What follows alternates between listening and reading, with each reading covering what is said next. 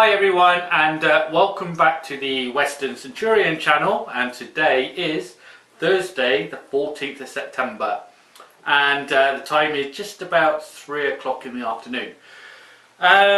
First off though, I'd just like to say a big thank you to everybody for all the birthday wishes that you've sent me, and for all the comments you left over my last two videos.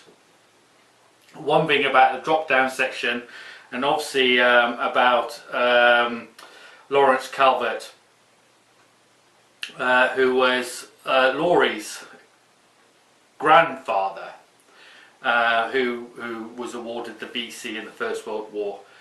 Absolutely, what a fabulous bloke he was, wasn't he? Absolutely out of this world, and it was a pleasure to make that video. And yeah, and a couple of cards I got. One was from Fred, which his wife Shirley made the card for me, and a little train on it and everything. Absolutely beautiful. Thank you so much, Fred and Shirley. I really loved that card. And Laurie, the card that you sent me with Batman and Robin on, and Batman holding a Class 66 logo, that made me chuckle, really did. Absolutely brilliant. So thank you both so much for those birthday cards. They're still on the mantelpiece at this moment.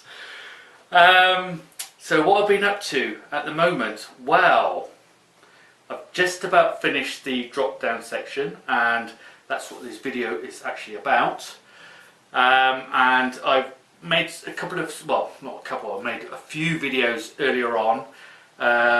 Some of them are about how I add the Vero board to the baseboard, how I tack it into position, how I cut it, and basically all that sort of stuff, as they say. So, and then I did a little running session afterwards with Western Centurion running over it and the Class 37, just so you can see how it actually all works out. So yeah, that's really what this video is about. Okay, so I'll get on with that now. I'll obviously get the video done, and but don't forget, Saturday I'll be uploading a video about developments on the servo controller board.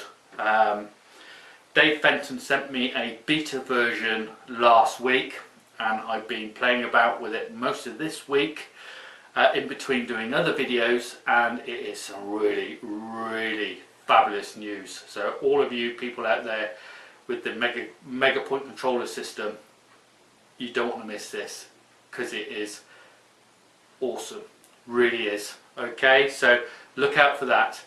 And well, that just leaves me now. So enjoy what you get to see next. All right, and catch you again on Saturday. All right, ta-da, bye-bye. Okay everyone, so here we have our two types of Vero board. The one closest to us, this one is the one that I am using on the Fiddle yard at the moment. This is one I did buy previously and decided pretty much instantly that it wasn't going to be any good at all. One of the main reasons for that is of its structure and what it's made of. If I turn it this way, you can see how much it flexes, which is absolutely no good for what we want to use it for. Okay, whereas this piece here flexes slightly, but you've really got to put a lot of pressure on it to get it to flex without it breaking. Plus we have these long strips. Hopefully you can see we have these strips down here of copper. So what we want to do, we want these strips to be in line with the rails. Alright, so what I'll do, I'll just show you how I cut them. Hang on, what I'll do, I'll take this one out of the way. If I get the ruler, so we can measure it and see what size this is. Now this is 95 millimeters by 65 millimeters.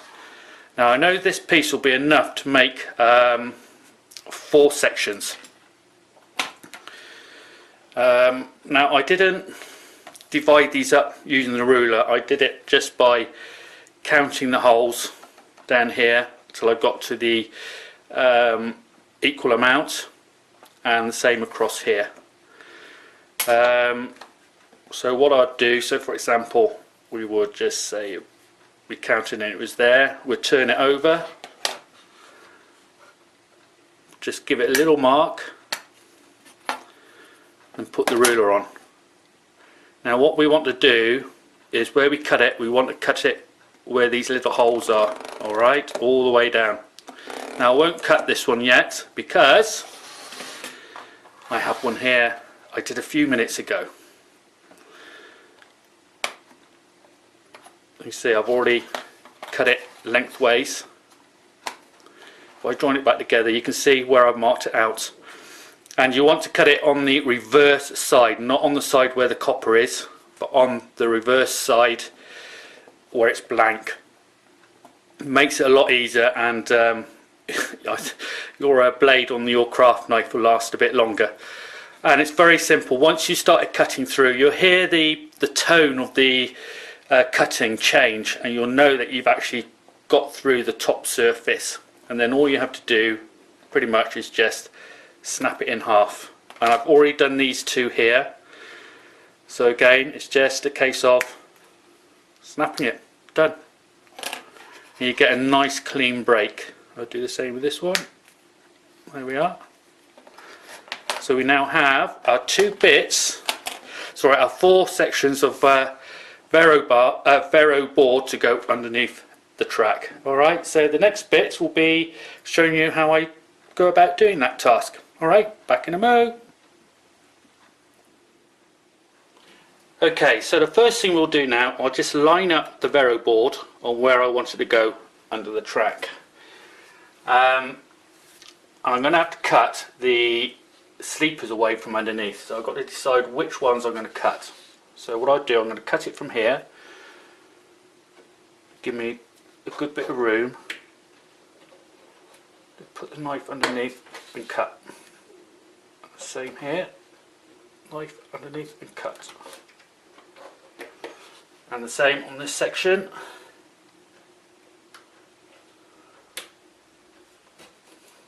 Try and get a nice neat cut through. Alright. Now what I'll do, if I can grab a pencil, which I didn't get ready. Here we are. What I'll do is I'll mark here where I've cut the sleepers away. And now just using the craft knife, I want to go through and just trim off the ties. Got to be really careful though, make sure you don't slip and cut your finger.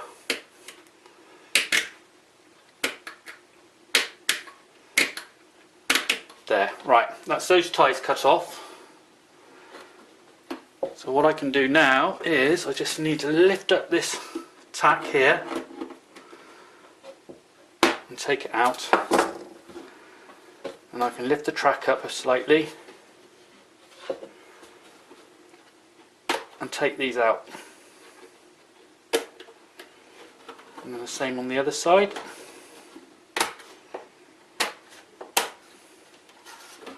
There. Now that's that section of sleepers out, and the Vero board will slide underneath perfectly, like so. So get it in the position that you want it,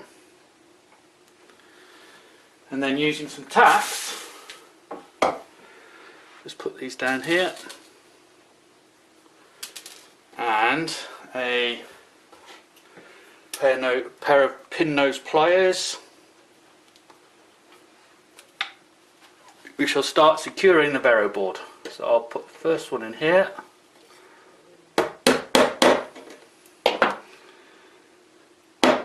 into position.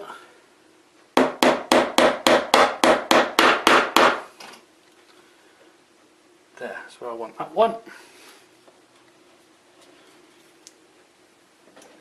We'll put a few in because we want to make sure that it is in nice and secure.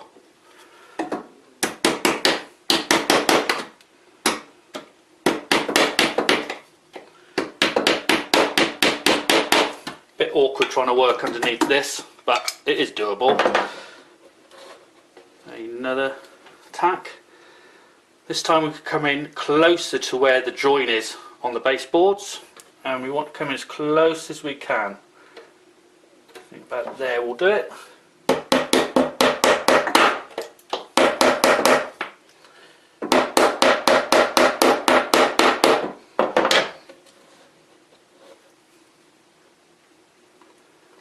And then a fourth, we'll do that this side. There's a good place.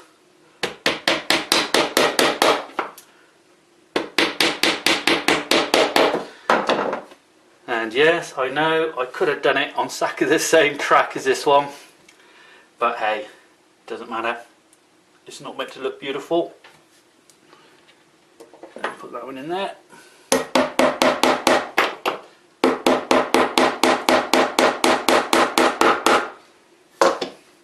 Basically what we're going to do this either side of the track the same as what we did in the middle, because we do have to make sure it is nice and secure,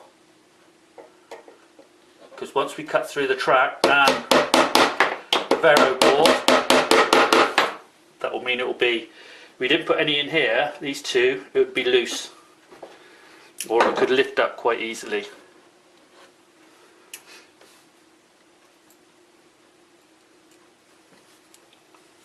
Another one this side.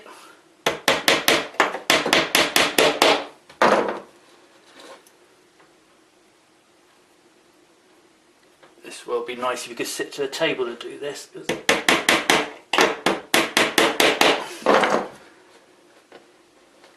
So just 4 more to go in.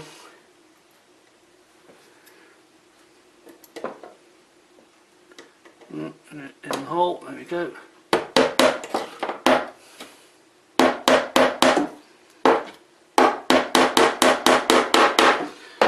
And obviously I'm turning when I'm using the hammer, I'll drive the tack in so far that it bites in the base of the board, and then before I get too far down I'll turn the hammer around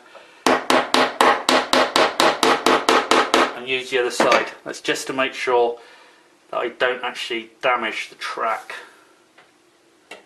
which is very easily done, by the way.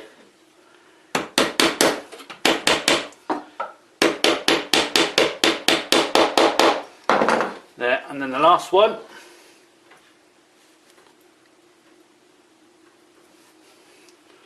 To this corner.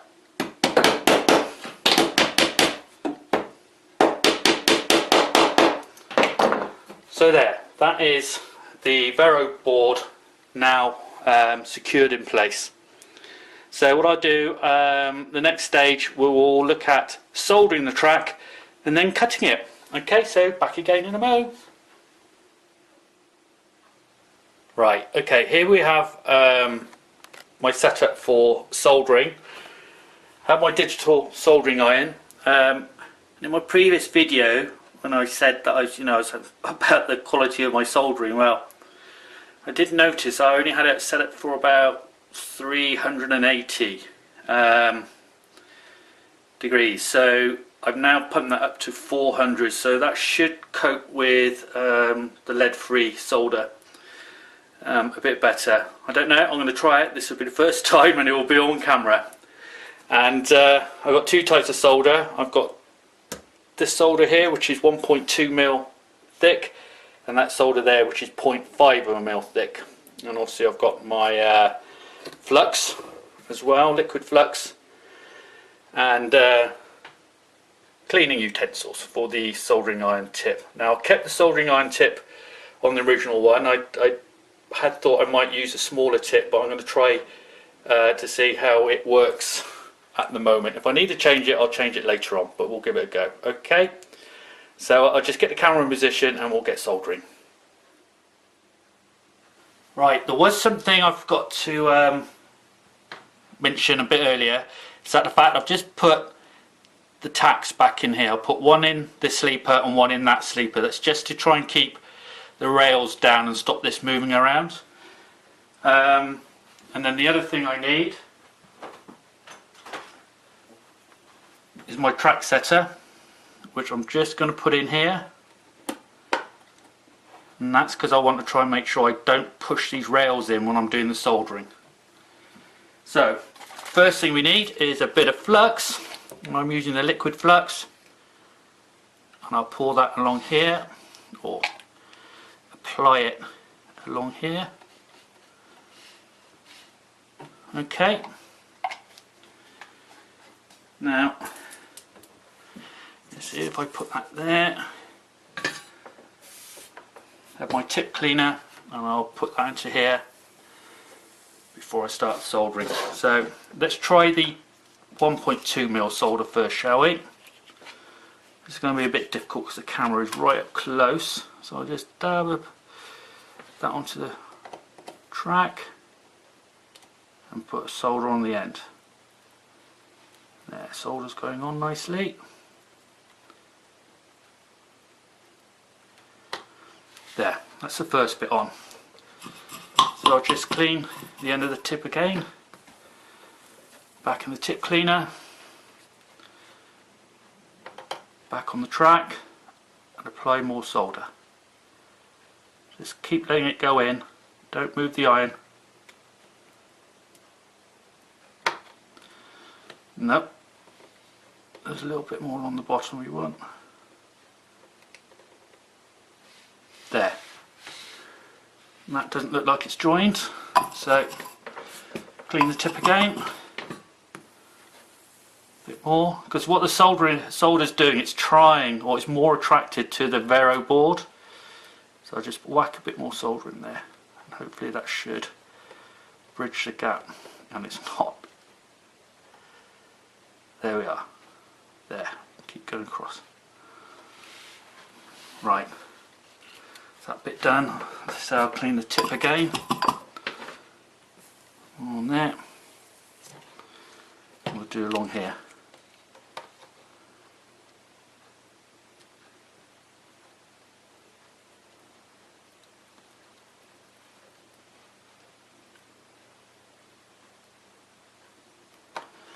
That's a nice one, and I'll just do along the end.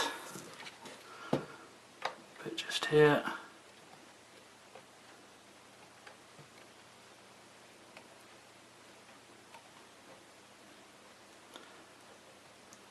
There, I'm happy with that. So I can take this back out. And then we have the finished product.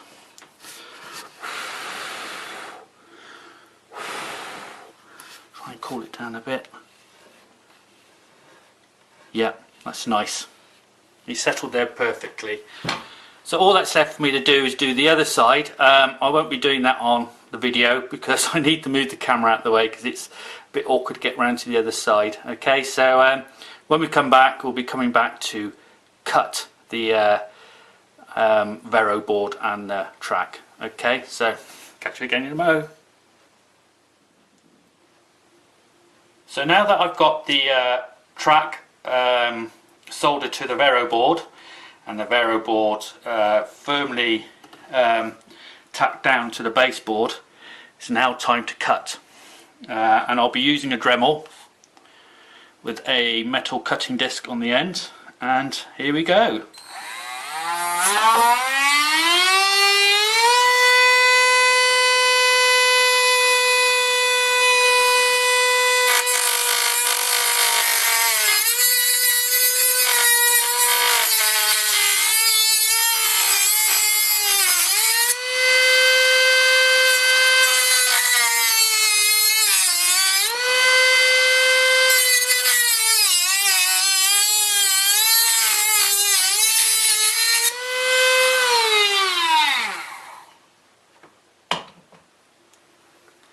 And that's it, folks. There's the track cut through the Vero board, and all still held in place.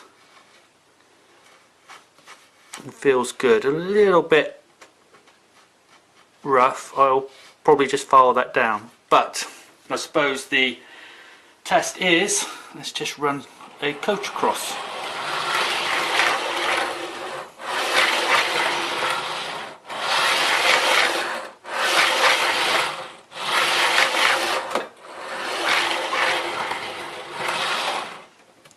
Result.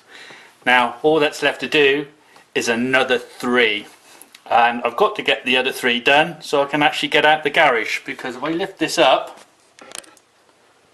so you can see, I can't get out the door, and I can't do the drop down section until I've cut the track here and the 3rd one there. So that's what I need to get cracking on with now, so I can actually get up the house, because I'm dying for a cuppa, and I need to get this done ASAP. Alright, so I'll be back again soon. I'm not sure what we'll be looking at, but probably having a look at the drop down section after I've done it and running some coaches across it. Okay, catch you again soon. Bye. And welcome back. And as you can see, I have now completed the other 2 sections of track. So they're now all fitted to the first part of the drop down section here on the left, and then here on the right. Oh, it's gone a bit dark. Hope that's a bit better.